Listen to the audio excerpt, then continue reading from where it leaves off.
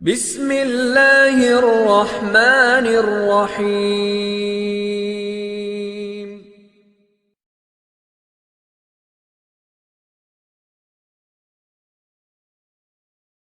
وہ ہیں جس کی لیے رضا کا اعلان خیبر میں ہوا، اور علی مرتضیٰ نے جو خیبر کا قلعہ فتح کیا، 3 دن تک مسلسل جنگ ہوئی۔ 3 دن، 2 دن تک جو جنگ ہوئی اس میں کوئی نتیجہ ہاتھ نہیں آیا۔ صبح سے شام ہوتی ہے، لوگ کٹتے ہیں، مرتے ہیں، شہید ہوتے ہیں، مارتے ہیں۔ خیبر کا قلعہ اتنا مضبوط تھا، اتنا مضبوط تھا کہ آج 14.5 صدیاں اس کے فتح کو بیت گئی، بلکہ اس سے زیادہ آج بھی اس قلعے کے کھنڈرات موجود ہیں، اور وہ قلعہ اس زمانے میں بھی برسوں پرانا تھا۔ خیبر ناقابل تسخیر تھا۔ جب صحابہ نے کہا حضور 2 دن سے لڑتے لڑتے تھک گئے، کوئی نتیجہ ہاتھ نہیں آتا، آقا نے کہا جاؤ سب آرام کرو، کل صبح میں یہ جھنڈا انشاءاللہ اس کو دوں گا جو خدا کا محبوب ہے، رسول کا محبوب ہے، جو اللہ رسول سے محبت کرتا ہے، اللہ اس کا رسول اس سے محبت کرتے ہیں۔ حضور فرما رہے جاؤ سب سو جاؤ، کل جھنڈا اس کو ملے گا جس کے ہاتھ پہ خیبر فتح ہو جائے گا۔ صحابہ سوئے نہیں، تمنا کرتے رہے کاش جھنڈا کل ہمیں ملے۔ 2 چیزیں جھنڈا ملنے پر، ایک تو سند ملے گی کہ ہم محبوب خدا بھی ہے اور محب خدا بھی ہے۔ جس کو نبی نے سند دے دی ہو، اب اس کو کیا چاہیے کہ وہ خدا کا محبوب، محبوب خدا، رسول کا محبوب، محبوب رسول، اور محب خدا، محب رسول، محبی محبوب بھی۔ تو ایک تو یہ، اور دوسری یہ کہ بہت بڑی تاریخی فتح، خیبر کا قلعہ فتح۔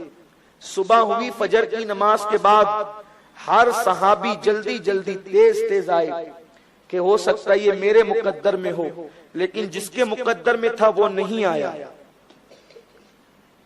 جن لوگوں کو جھنڈا نہ ملنا تھا وہ سب آ گئے، اور جس کو ملنا تھا وہ نہیں آیا۔ آقا علیہ السلام کی بارگاہ میں سب منتظر کھڑے تھے، حضور کس کو دیتے ہیں، آقا کس کو دیتے، حضور کس کو دیتے ہیں۔ ایسے میں حضور نے سب طرف نظر دوڑائی اور پھر فرمایا این علی، علی کہاں ہے؟ سب نے عرض کیا حضور وہ نہیں آئے۔ کیوں نہیں آئے؟ خیبر کی جنگ میں 2 دن لڑے، تیسرے دن کیوں نہیں آئے؟ عرض کیا یا رسول اللہ ان کی آنکھیں آئی ہے، آشوب چشم ہے، یعنی جب آنکھیں آتی اس کو آشوب چشم کہتے ہیں۔ آقا حضور ان کی آنکھیں اتنی دکھ رہی ہے کہ وہ اٹھ کر چلنے کے قابل نہیں۔ فرمایا بلاؤ علی کو، علی کو بلاؤ۔ یہ بخاری مسلم کی متفق علیہ حدیث پیش کر رہا ہوں، یہ بخاری میں بھی ہے اور مسلم میں بھی ہے۔ یار لوگ کہتے ہیں نبی کے چاہنے سے کیا ہوتا ہے، بخاری مسلم ہے نا، سب مانتے ہیں۔ حضور فرماتے ہیں علی کو بلاؤ۔ جب علی کو بلایا گیا، علی تشریف لائے، علی مرتضیٰ آئے، تو حضور نے یہ نہیں کہا کہ کوئی جڑی بوٹی کی دوا تیار کرو، جڑی بوٹی علی کی آنکھ میں ڈالیں گے تاکہ شفا ملے گی، نہیں۔ حضور علیہ السلام نے کیا کیا؟ بخاری شریف ہے، مسلم شریف ہے، حضور نے اپنا لعاب نکالا، علی کی آنکھ پہ لگا دیا۔ علی کہتے خدا کی قسم لعاب لگا اور میری آنکھیں اچھی ہو گئی۔ ہے اتنی زور اثر دنیا میں کوئی دوا؟ کسی دوا میں ہے اتنی تاثیر کے لگے؟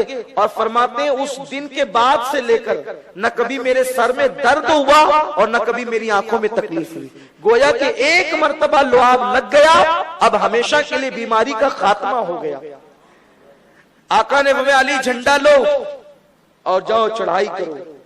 علی مرتضیٰ نے چڑھائی کرنے کے وقت مبازرت طلب کی، جھنڈا لے کر کے علی چلے، اور چلنے کے بعد ادھر جھانک کر کے مرحب نے دیکھا۔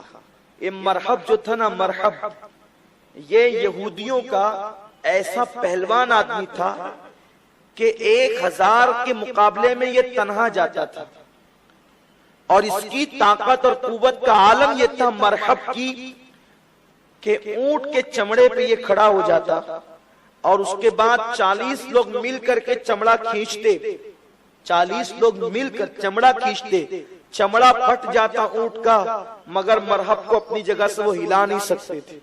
یہ مرحب تھا۔ اس نے جا کر دیکھا، کہاں تیاری ہو رہی ہے صبح، کون ہو؟ تو مولا علی نے کہا کہ اب مقابلہ کرنا ہے تو ذرا آ جا.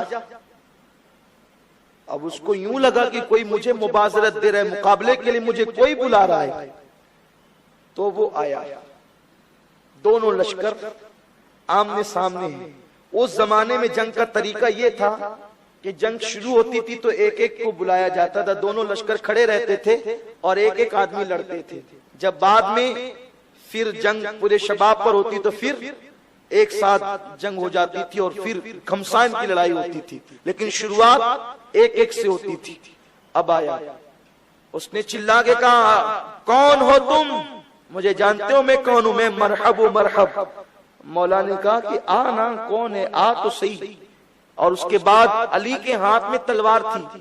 علی کی جو ذوالفقار تھی نا, ذوالفقار حیدری 105 کلو کی تھی.